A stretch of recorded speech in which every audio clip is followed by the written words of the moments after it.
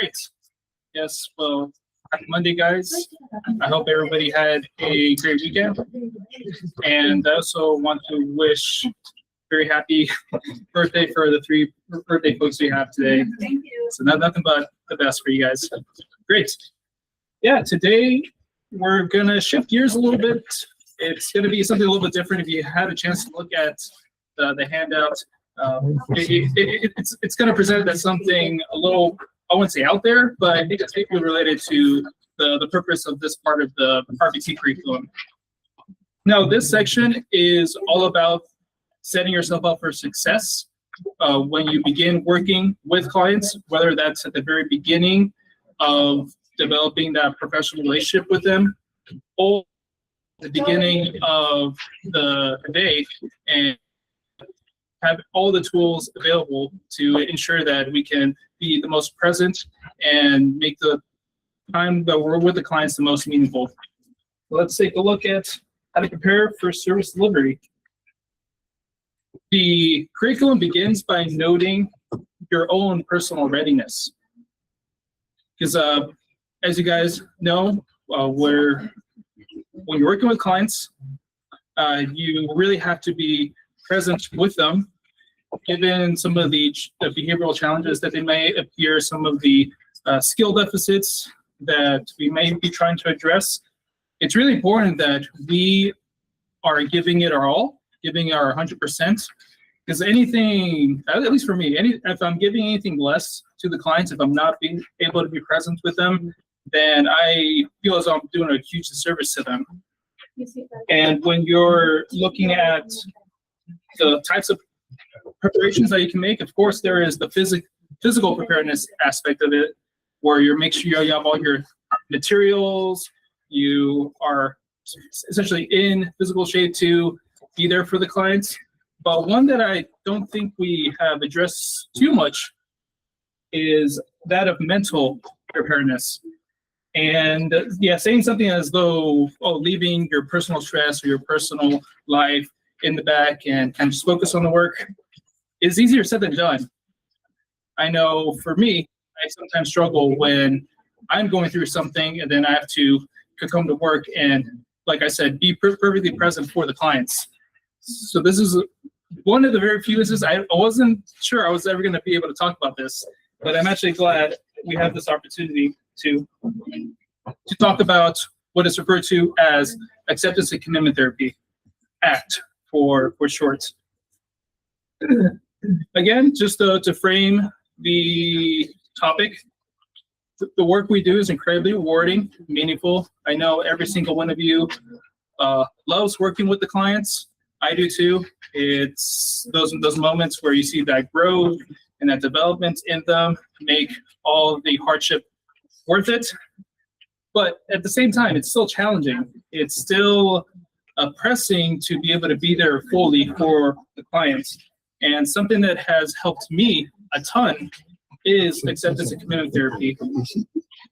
Now, I'm not necessarily purporting it as a form of psychotherapy. I look at it more as a behavioral framework, one that comes with these exercises and techniques, just ways that help you be in the present moment, live towards your values, and be able to strive to what is meaningful, and to be able to address those everyday stressors in life. So let's just take a closer look as to what acceptance and commitment therapy entails. We can look at some more concrete examples. So this is just a brief overview. And before I play it, I just want to preface too, if you guys do feel as though you're experiencing some mental health struggles, gains, then you can always reach out to either myself or Jan. I know both of us would be more than happy to guide you into the right direction. But this is more for a general approach for everyday life.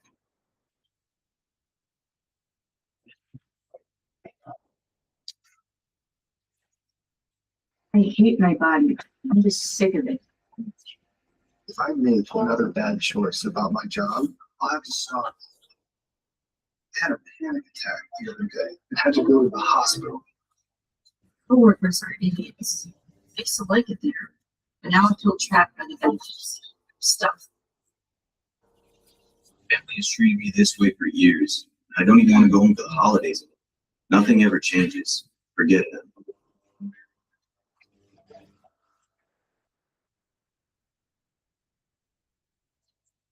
These are the voices of people who feel stuck and unhappy.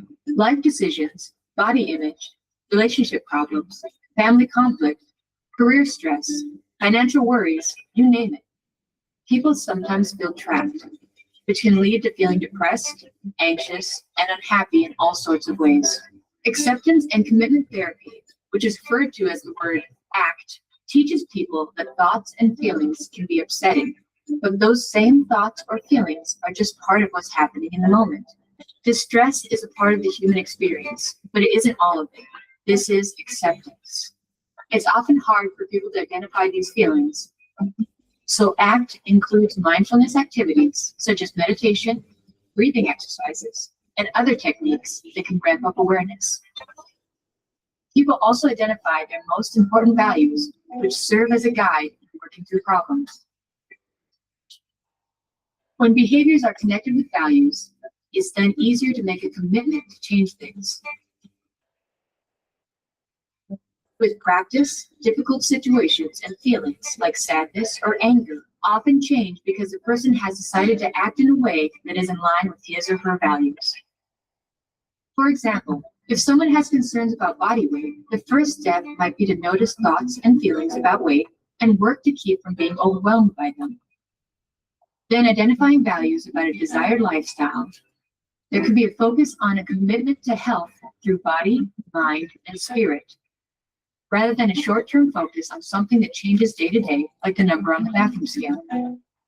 Maybe someone else is frustrated by family conflict during holiday visits. ACT can help him or her accept feelings of distress while choosing to value the meaning of family relationships. This focus on values might help reduce stress at family gatherings. A trained ACT therapist helps you practice each of these skills.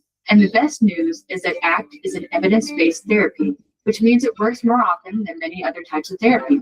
Feeling stuck, sad, angry, or anxious in hard situations doesn't need to define you. With ACT, Yeah. So yeah, there you go. Yeah, so as you guys could see, ACT isn't necessarily about addressing psychological disorders like depression or anxiety. It does do that, but it really addresses to the core of what it means to be human. There's something in ACT that tells us that we are in life, pain is inevitable, but suffering isn't. That you can actually live a life that mitigates suffering, because when hard things happen to us, let's say you go through heartbreak or loss or grief, there is natural pain that comes with that, but you don't have to necessarily allow it to get any more worrisome than it has to be.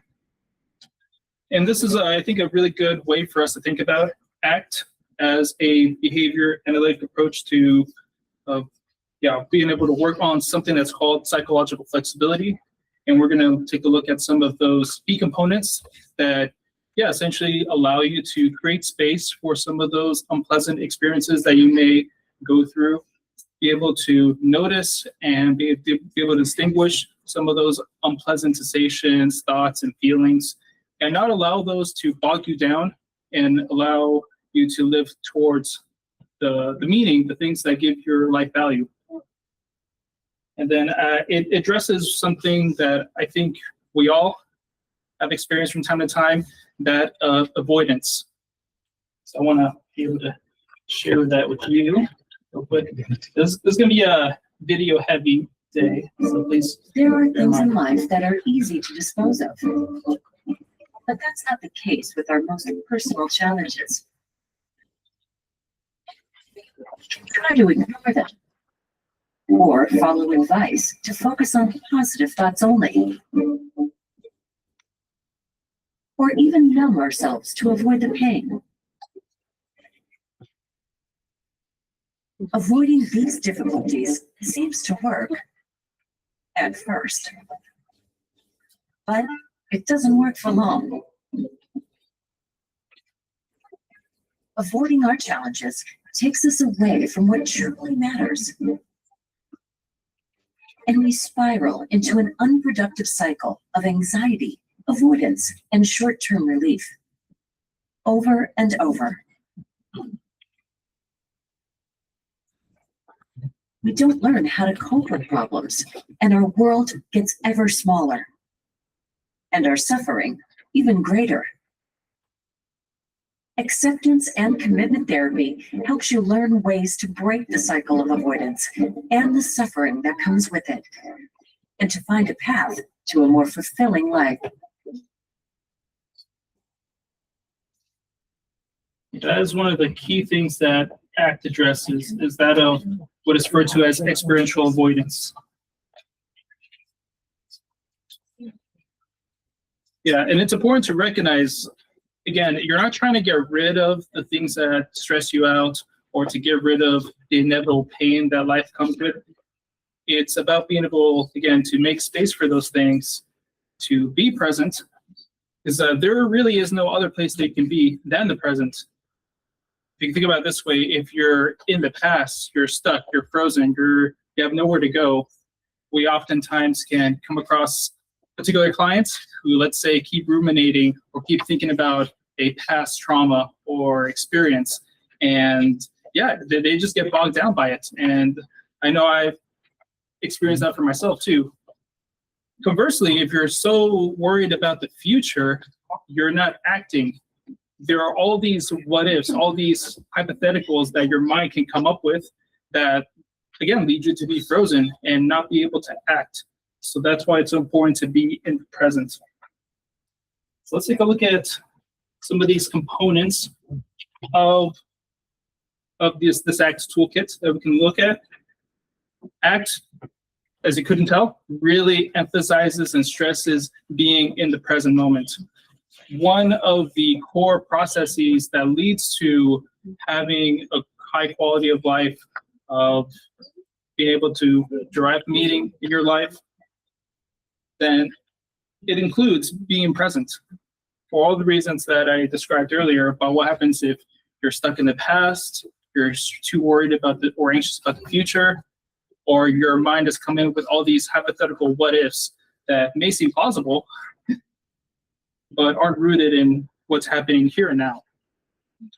And there is various ACT exercises, because again, this is about behavior change, where we are able to develop the skill of being in the present. One of these is this sensory check, or what is also referred to as grounding, where you start off with tuning all 5 of your senses in the natural environment. So you can begin with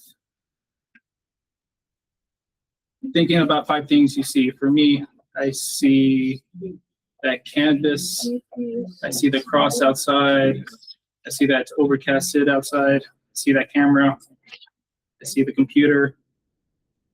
So then I'm noticing other things too. 3 things that I can hear. I can hear the paper rumbling from time to time. I can hear the AC going off. I can hear some hum from outside. And you can just keep going. And the purpose of this is, again, to connect to what is happening here and now. You notice when I was doing these things, it was difficult, or it was a little bit more cumbersome for me to think about what happened yesterday, or this unpleasant experience I had with, let's say, heartbreak or rejection, or any of those things. Because it is something you can practice. Guys can practice being in the present. Where we got everybody able to jot down the 5 senses? Yeah. Great. Okay. No video. This one is by Russ Harris. He was formerly a medical doctor. He was a general physician. Then he found himself becoming more interested in his clients' or patients' psychological health, their mental health, as opposed to their physical health. So this is something that he came up with.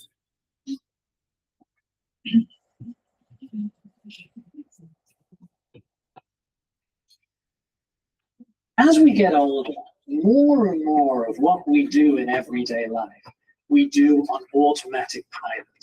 We've done these tasks, these activities, these routines so many times, we take them for granted.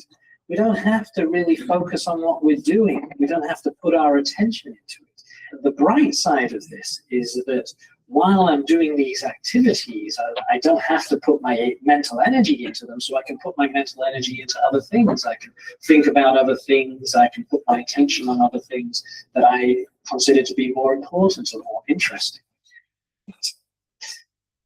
There's a dark side to this. And the dark side is that basically the more I give my day over to operating on automatic pilot, the more I miss out on. There are all sorts of things happening in my everyday life that I just don't appreciate. For example, let's look at what I just missed out on in making this cup of tea.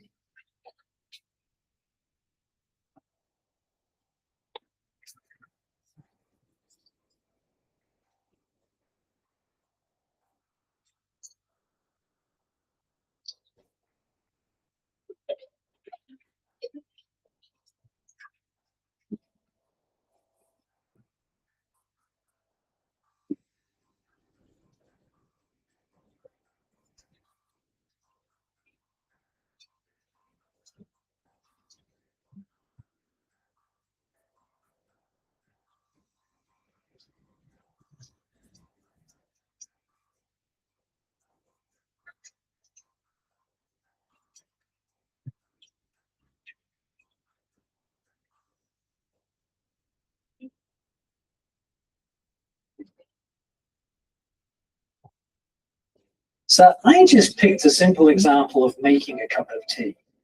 But what would happen if we applied that principle to all of those things we do on a daily basis that we do on automatic pilot? We do them unconsciously. We do them in a distracted, unfocused way. We do them without really paying attention, without what we're doing.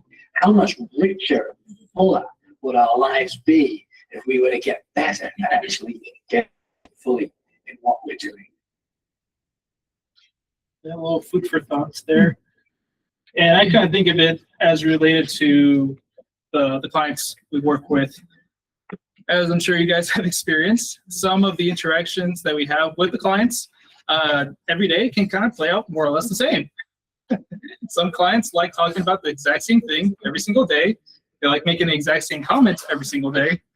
But I think in the midst of that, if we are responding to them in a way that is autopilot-like, then we can kind of miss the nuances of those interactions, kind of missing the appreciation they may have for wanting to share something with us.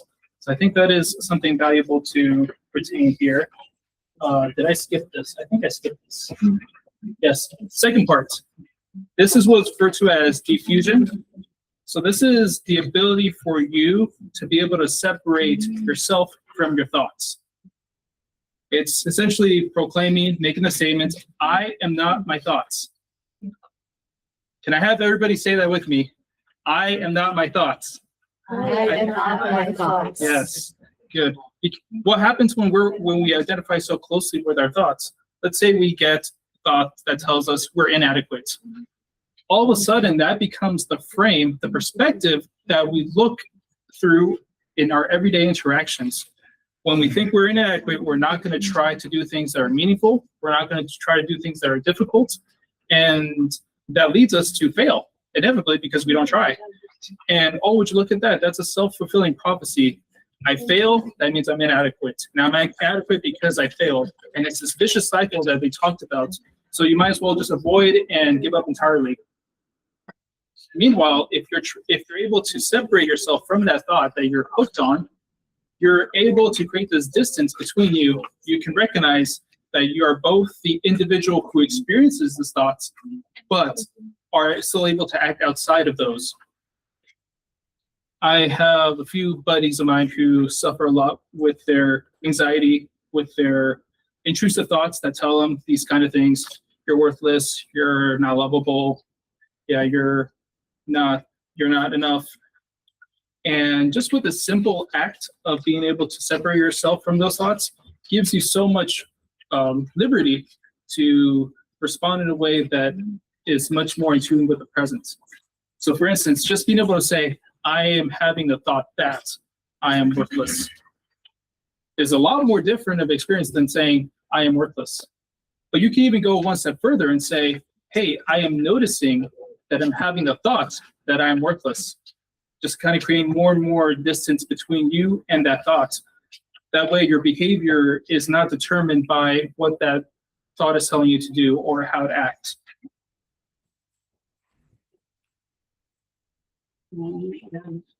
Another this year, just emphasizing this. This is an exercise to help you try and get some distance from your thoughts so they don't dominate your behavior. To get the most out of this video, then please take part in the entire exercise as the different parts build upon each other. So I want you to think of a thought that stings a bit. There's a little bit of pain behind it.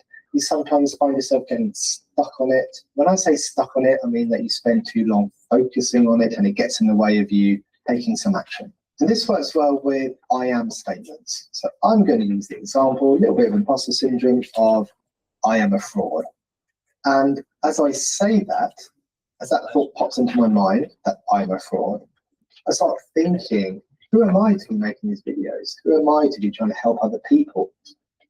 They could see what I was like in my real life. They wouldn't want me to help them. Then you can see that could start to get in the way of me making more videos. I want you to think of your thought and put it into a sentence like that and say it in your mind or out loud for about 20 seconds or so, long enough for you to feel the impact of those words on you. Should you guys have your Think about how that felt. For me, it seems quite real when I hear that thought inside my head. And let's try something else. This time, I want you to add I am having the thought that in front of your sentence. So mine would be, I am having the thought that I am a fraud. And again, we're going to say that either out loud or in your head for about 20 seconds. Pause the video if you need to and come on. Now think about how that felt. Did you notice any difference between the first time you said it and this time? Let's try this one more way. This time I want you to add I notice to the front of your sentence. So mine would be, I notice I'm having the thought that I am a fraud. And again, spend 20 seconds or so saying that either out loud or in your mind. I notice I'm having the thought that I am a fraud. Again, pause the video if you need to. And what happened that time? Did that feel any different? Everyone's experience of this exercise is different. So this doesn't make the thought disappear. We can't do that. And if we try, then they usually rebound back harder. And personally, with this exercise, I feel some separation from the thought when I say, I notice I'm having the thought that. It doesn't quite have the same amount of power over me. It's not a lot, but it's enough to take the sting out of it. It's enough to allow me some space to recognize the impact it may be having on my behavior, such as not continuing to make videos. Let me know what your experience was. Yeah, guys, I cannot tell you how big of a game changer that exercise was for me. Because you think of it as your thoughts can just be any other feature of the environment. Let's say this remote's right here. I can notice it, just like I can notice a thought that I'm inadequate or I'm a fraud. But I don't have to allow it to dictate my behavior. Just like this remote, how it doesn't have to dictate what I do here and now. And then finally, looking at committed action, because again, this is ultimately about behavior change. We need a reason, a concrete reason to do the things we do. So some of the things we could ask ourselves is, okay, why did we get into this line of work? We could obviously choose something much easier, much more or less strenuous, emotionally, mentally. Why do it? I can only say for me, I really enjoy helping people. Being somebody who can be an asset to somebody's well-being is something that I value. Some things that I want to work on and develop is greater patience, understanding, knowledge, and all these things inform the decisions that I make in my life.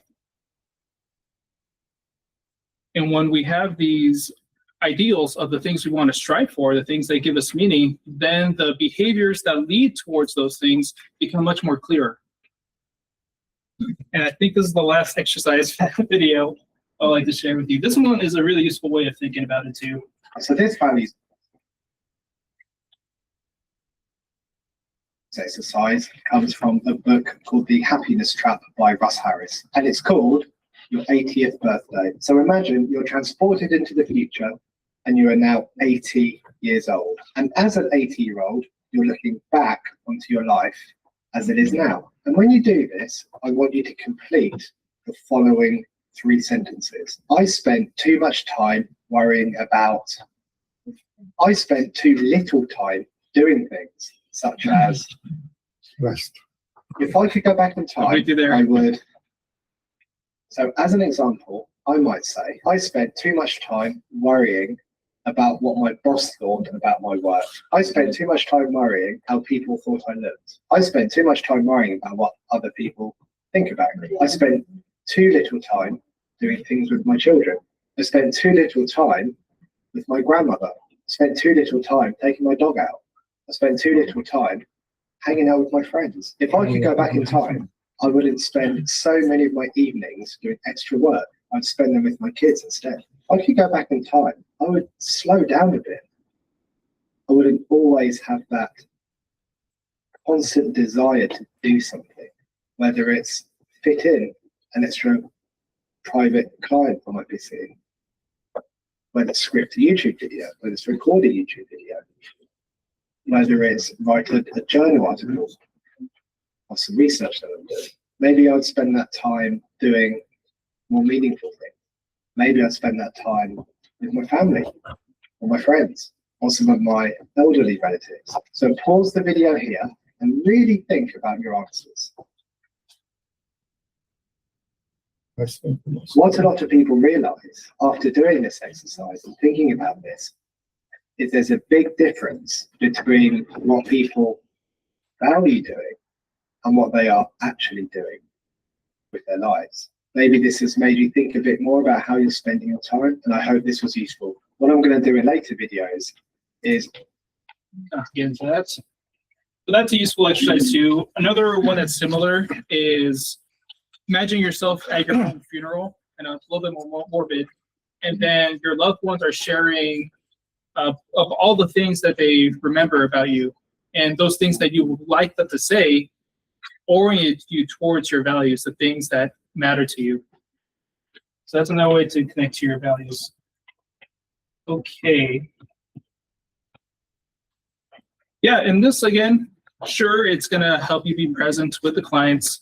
It's gonna help you with your mental health, being much more flexible, not letting things get to you as much. But it is also ultimately about living that meaningful life we strive for. And I think we, working in this field with this population, have a very good idea as to what that entails. So for me, it's all about being able to give you guys the support to do that. And ACT is not going to be on the RBT competency exam, just to put that out there. I think it's even going to barely be on the BCBA exam. Might be 1 or 2 questions on it, but I think it is something really helpful to use. I know it certainly helped me a ton. And if you guys are interested, after we go through all the RBT training, we can return to this topic, because it is one that I am incredibly interested in learning more about. Okay. So back to preparing for sessions. All right, so one of the things that the BACB highly recommends is for you to review previous session notes.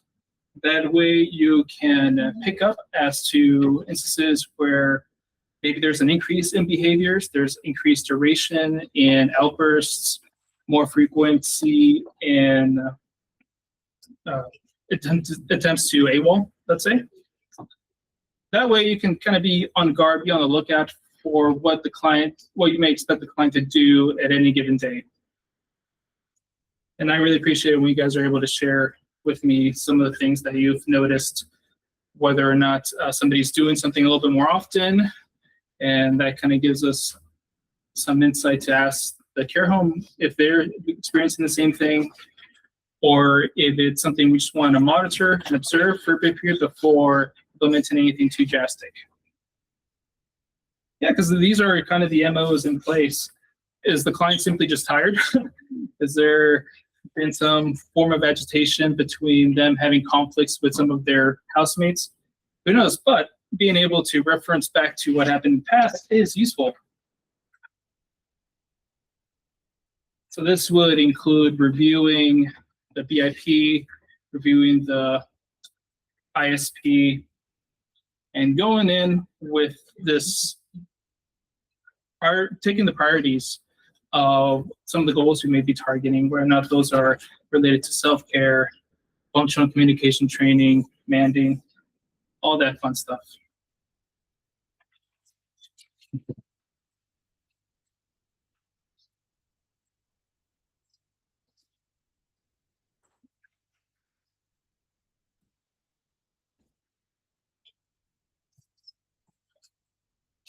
Yes, and related to preparing for the day's session, you want to make sure you have all of your materials prepared. I think you guys do a good job of keeping everything organized and recognizing where everything is. That way there's not any of these dead spot moments. You can imagine if we're having a client do a certain task and to earn a certain reinforcer, like let's say a DVD, you want to have that right then and there, because we want to stress the importance of delivering the reinforcer contingent upon the desired behavior. Yeah, for those clients that use their pegboards, the tangible items, be sure to have that ready to go before they come in. Standard stuff. And same thing when it comes to implementing some strategies.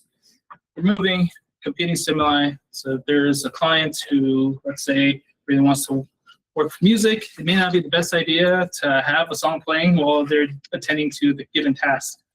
And things like the radio, if it's very difficult for somebody to focus when the radio is right then and there, it's maybe a good idea to have them turn off before having them initiating the task. And of course, something that we've discussed previously with crisis intervention stuff, make sure there's clear area safe from anything that could happen.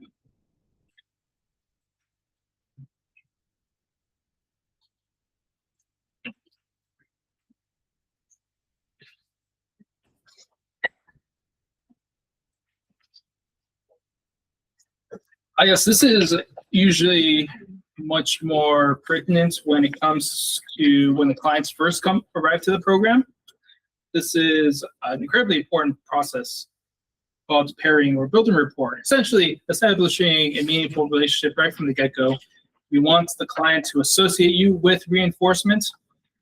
And in order to do that, there are some things that you gotta be able to pick up on. We'll address those shortly, but I think this is a useful video to show what it shouldn't look like and possibly what it should look like.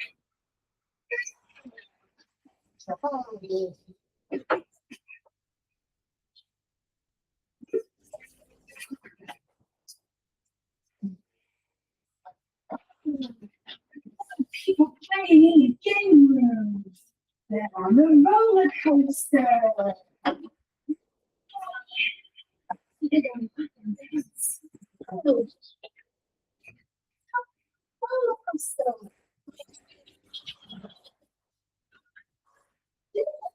Ball inside.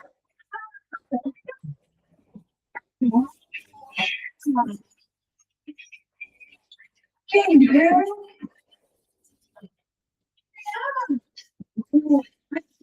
Toy.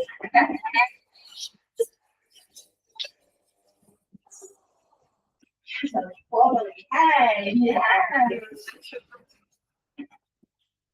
Oh, she likes to play with that one. Yes. Let's go. Oh. Oh. Oh. Yeah, see the ball sign.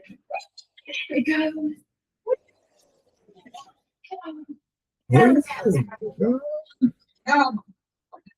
So in the first example, you saw how the instructor was essentially ignoring the interests of the learner, of the client there. And it was only in the second example where we saw there was genuine interest in trying to build off of the things that are already reinforcing for them. So this is ideally how you would want to pair with the clients, but I would say this is just in general. Yeah, initially, think of implementing an NCR, non-conditional reinforcement. Just give them the good things, so then they associate you with them. So free reinforcers in the form of praise, preferred items, for tangibles, discussing their favorite things. Again, it's just all about associating yourself with the things they already enjoy. Because if we're beginning from right at the get-go, placing requests on them and having them do all these things, they're going to think of us as, oh, they're just somebody who tells me what to do. I don't like that. Who doesn't like that? Very meta. So that is how you would begin the pairing process with adult clients. Okay, I think this is the last bit. There's an important distinction that we have to make between consent and assent. Now, we can think of consent more or less as being contractual. You either give approval to do something or you don't. You know, it's very discrete, black and white. But when it comes to assent, it's this more willingness to participate, to remain engaged. And we can think of it as if the individual has to be somewhere, at the very least, it'll be ideal if they're willing to be there, as opposed to making it seem like it's completely work all the time.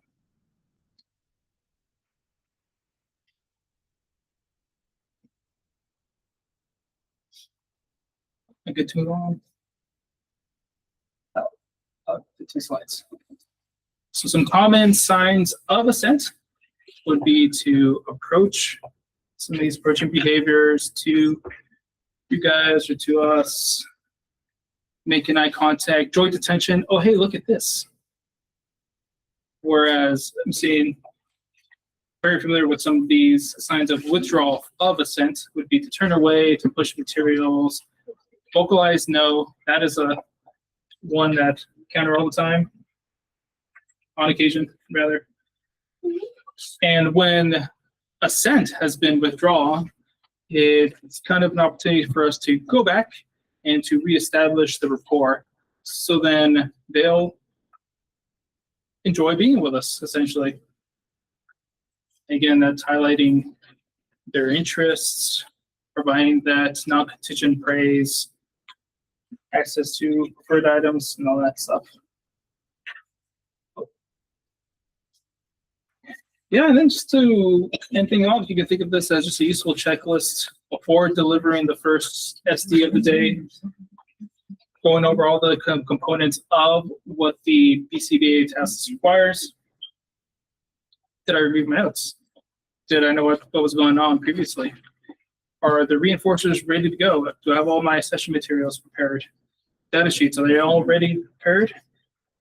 Do I have the client's assent as opposed to merely their consent? These are important things to consider for giving that first instruction in form of the discriminative stimulus. Any questions? I knew I threw a lot at you guys just now.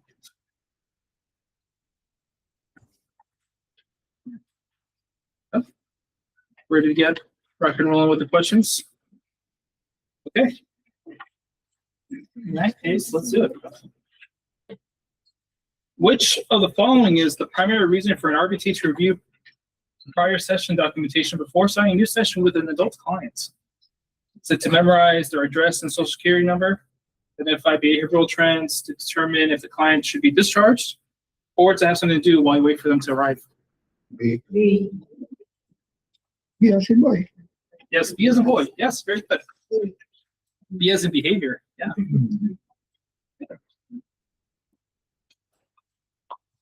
An RBT takes 30 seconds before entering the room to notice 5 things they can see, 4 they can feel, 3 they can hear.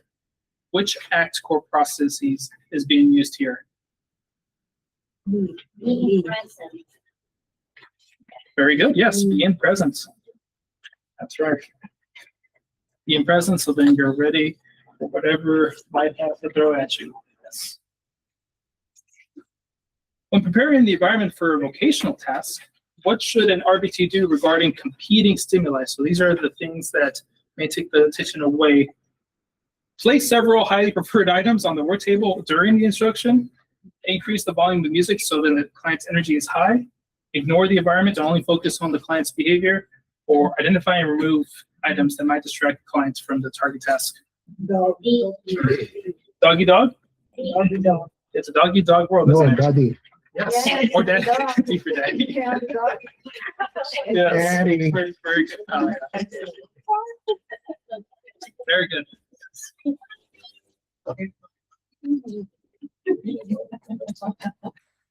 If you think I am having the thought that today would be difficult, instead of just today would be difficult, they are practicing, or you are practicing, excuse my grammar, Peace. Diffusion. hearing diffusion. B. Yes. Yes, very good, guys. At diffusion, that's unhooking yourself from those unpleasant thoughts. That way there's that space between you and you're able to act towards your values. Nice. An RBT is providing a client with free TV time and chatting about the client's favorite 1970s bands without asking the client to do any work. What is this process called? C. C. See, oh, yeah. Build a rapport, get them to like you, do all the things they like, talk about the things they like. Really. Very good. Yeah, all the others do not make sense. And yeah, I mean, if you kind of start off the professional relationship with punishment, yeah, things are probably just going to go downhill from there. Cool. How does assent differ from consent in our setting? Consent is for children only. Consent is for adults. There actually is no difference. Assent is a legal documentation signed by a guardian, or assent is a client's ongoing willingness. Doggy dog. Oh, daddy. Doggy dog or daddy? Daddy. Fair enough. Fair enough. Daddy. Yes. Oh, It's an daddy. ongoing dynamic. It's an ongoing dynamic willingness, just like the MOs that we talked about previously. Okay, which variable are you addressing when you commit to acting with patience during session, regardless of the client's behavior? Baby. Oh, baby. Yes. Baby. Committed action based on your values. If you look back to Julie, the things baby. that are matter to you, yes. We want to base our actions on what is important to us. It makes our life meaningful. What is the risk of an RBT being unprepared and spending 5 minutes looking for a reinforcer while a client sits and waits? Baby again. Baby again. Baby again. Baby again. Okay. Yes, it was baby again. Yeah, good luck getting the other options to happen. I have not had any luck doing that. Okay, 2 more. A client pushes the worksheets away and turns their back to the RBT. This is a sign of? It's doing upset. C. Cat. Yes, cat. Withdrawing a set. Oh no, it's Carla. Carla, baby. Carla, baby. Yeah. Yes. If this happens, go back to establishing rapport. Aaron. Last one, guys. A staff member is having difficult morning and thinks, I'm a bad RBT. To practice diffusion, how should they rephrase this thought? Should they rephrase it by saying, I'm not cut out for this, I should just quit? I'm having the thought that I'm a bad RBT. My supervisor thinks I'm a bad RBT, or I'm actually a great RBT. Baby. Baby. Baby. B. Yes. Oh, Only this option allows us to create space between our thought and then our behavior. The problem with D is it may conflict with what is actually happening. It might not be useful to think it only positively, but we can talk more about that Maybe later. okay. Okay. Okay.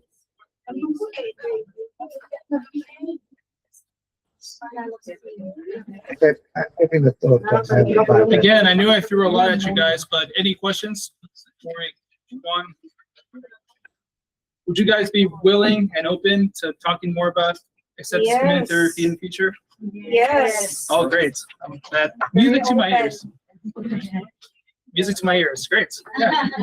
In that case, be careful what you wish for. Yeah. Great. All right, then, guys. Yeah. Have a good rest of your day. Yeah. Thank you, sir. Of course.